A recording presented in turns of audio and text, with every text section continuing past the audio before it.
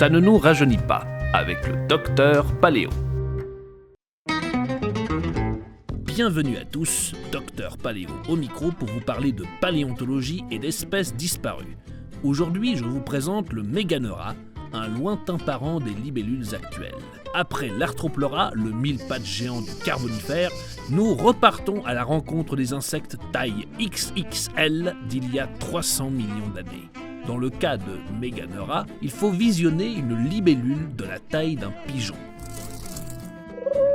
On estime sa longueur à 30 cm et son envergure à 70 cm. Elle est une espèce iconique de la famille des Méganisoptères qui regroupe toutes les anciennes libellules géantes. Les fossiles de ce groupe sont grandement répartis à travers le monde, des États-Unis jusqu'en Chine. Ce que démontre cette gamme de fossiles remontant au Carbonifère, c'est que ces anciennes libellules prédateurs, mangeurs d'insectes, étaient quasiment identiques aux grands spécimens actuels. Mêmes ailes, mêmes yeux, même mandibules acérées. Cela suppose de ce fait que Méganera vivait comme les libellules modernes, dotées des mêmes caractéristiques pour le vol.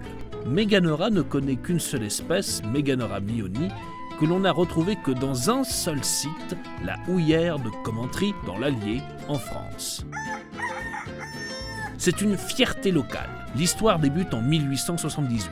L'ingénieur Henri Fayolle, qui dirigeait l'ancienne mine de charbon de Commentry, découvre de vieilles empreintes d'insectes. Il contacta le paléontologue Charles Brongniart, qui recensa plus de 1300 espèces en 1885.